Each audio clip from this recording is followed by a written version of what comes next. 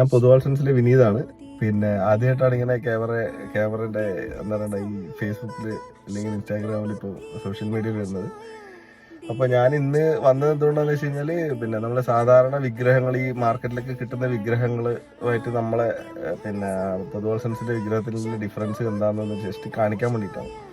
അപ്പോൾ നമ്മളുണ്ടാക്കുന്ന സാധനങ്ങൾ ഈ പഞ്ചലോഹത്തിൽ വാർത്ത് കഴിഞ്ഞാൽ അതെങ്ങനെയാണ് ഉണ്ടാവുള്ളത്. ഇപ്പോൾ വാർത്ത് കഴിഞ്ഞു ഓൾറെഡി, അതിൻ്റെ വീഡിയോസൊക്കെ ഞാൻ അതിൽ പോസ്റ്റ് ചെയ്തിട്ടുണ്ട്. അപ്പോൾ വാർത്ത് കഴിഞ്ഞ വീഡിയോ ഇനിയിപ്പോൾ പോളിഷ് ചെയ്യാനുള്ള പിന്നെ രീതിയിൽ ഇവിടെ വെച്ചിട്ടുണ്ട്.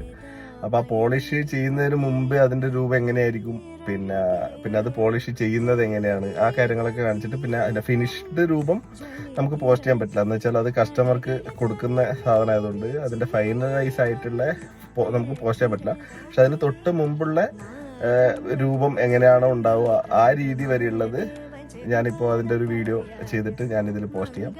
അപ്പോൾ നമുക്ക് ഇതെങ്ങനെയാണ് ചെയ്യുന്നുള്ളതിൻ്റെ ഇതിലേക്ക് പോവാം. ഈ വിഗ്രഹം നമ്മൾ ഓൾറെഡി ചെയ്ത് വെച്ചതാണ്. പൊതുവാൾസൻസിൻ്റെ ഈ കസ്റ്റമൈസ്ഡ് ആണ്. അപ്പോൾ കസ്റ്റമർ കുറച്ച് ഡിമാൻഡ്സ് വെച്ചിട്ടുണ്ട്. അപ്പോൾ ഫേസ് ഇങ്ങനെ വേണം, പിന്നെ ആഭരണങ്ങളൊക്കെ ഇങ്ങനെ ചെയ്യണം എന്നൊക്കെ പറഞ്ഞിട്ട് കുറച്ച് കസ്റ്റമൈസേഷൻ ഉണ്ട്. അപ്പോൾ ഗുരുവായൂരപ്പൻ്റെ വിഗ്രഹമാണിത്. അപ്പോൾ ഇത് ട്രഡീഷണൽ മെത്തേഡിലാണ് ഇപ്പോൾ ഇത് ചെയ്തിരിക്കുന്നത്. അപ്പോൾ ട്രഡീഷണൽ മെത്തേഡിൽ ഈ പ്രഭാവലി, പീഠം, പിന്നെ വിഗ്രഹം മൂന്ന് കോൺസെപ്റ്റ് ആയിട്ടാണ് ഈ പറഞ്ഞ ഇപ്പം ഞാൻ ഫിറ്റ് ചെയ്ത് കാണിച്ച പോലെ അതുപോലെയാണ് പിന്നെ വിഗ്രഹങ്ങൾ ഉണ്ടാവുക. അപ്പോൾ ഞാനിത് പോളിഷ് ചെയ്യാൻ വേണ്ടിയിട്ട് ഇതായി ഒരു കൊടുക്കുകയാണ്. ആദ്യം നമുക്ക് ഭഗവാന്റെ വിഗ്രഹം തന്നെ അതിൻ്റെ എൻഗ്രേവിംഗ് ഒക്കെ ചെയ്യണം. ഇതിലൊരു പ്രത്യേകത ഉണ്ടെന്ന് വെച്ച് കഴിഞ്ഞാൽ നേരിട്ട് ബഫ് ചെയ്യാൻ പറ്റില്ല. ഓരോ വർക്കുകളും ചെറിയ ചെറിയ ടൂൾ വെച്ചിട്ട് എൻഗ്രേവ് ചെയ്യണം. അതിപ്പോൾ നമുക്ക് കാണാൻ പറ്റും.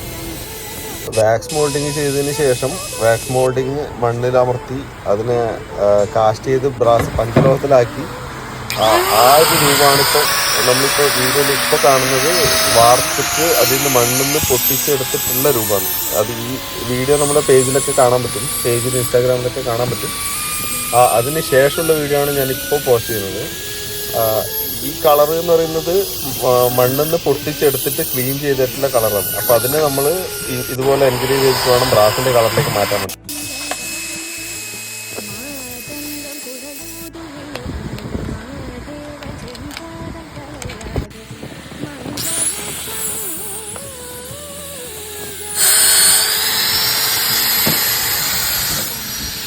ഇതിപ്പോൾ എന്തായാലും ഏകദേശം ഒരു 2 മണിക്കൂറോളം സമയമെടുക്കും ഇനിയും.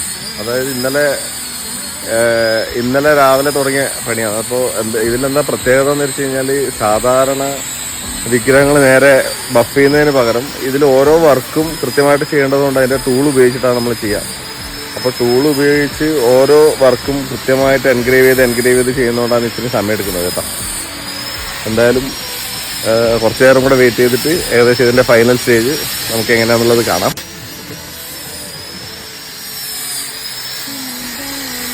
ഇതിപ്പോൾ ഏകദേശം നമ്മളെ വർക്ക് ഏകദേശം കംപ്ലീറ്റ് ആയി. ബഫിങ് ചെയ്യുന്നില്ല, ഇത് മാറ്റ് ഫിനിഷ് മതി എന്ന് പറഞ്ഞുകൊണ്ട്. അപ്പോൾ ഇത് ചെറിയ അവിടെ ഇവിടെയൊക്കെ കുത്തും കലയൊക്കെ ഉണ്ട്. അപ്പോൾ അതൊക്കെ ക്ലീൻ ചെയ്യാൻ ഇപ്പോൾ ഓൾമോസ്റ്റ് നമ്മളെ മാറ്റ് ഫിനിഷ് കംപ്ലീറ്റ് ആയി. അതായത് ബഫിങ്ങിന് തൊട്ട് മുമ്പുള്ള വിഗ്രഹത്തിൻ്റെ രൂപം, അതിൻ്റെ പീഠം ഇപ്പോൾ റെഡിയായി. അപ്പോൾ ഓരോ സ്റ്റെപ്പ് ബൈ സ്റ്റെപ്പായിട്ട് വിഗ്രഹമായിട്ടും പീഠമായിട്ടും പ്രഭയായിട്ട് ചെയ്ത് കഴിഞ്ഞിട്ട് നമുക്കൊന്ന് ഇത് തൽക്കാലം ഇവിടെ വെച്ചിട്ട് എല്ലാം കംപ്ലീറ്റ് ആയതിന് ശേഷം നമുക്കൊന്ന് ഫിറ്റ് ചെയ്ത് കാണാം.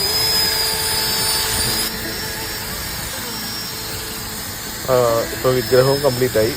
അപ്പോൾ അതും കൂടെ നമുക്ക് അതിന് സൂട്ടാക്കാം.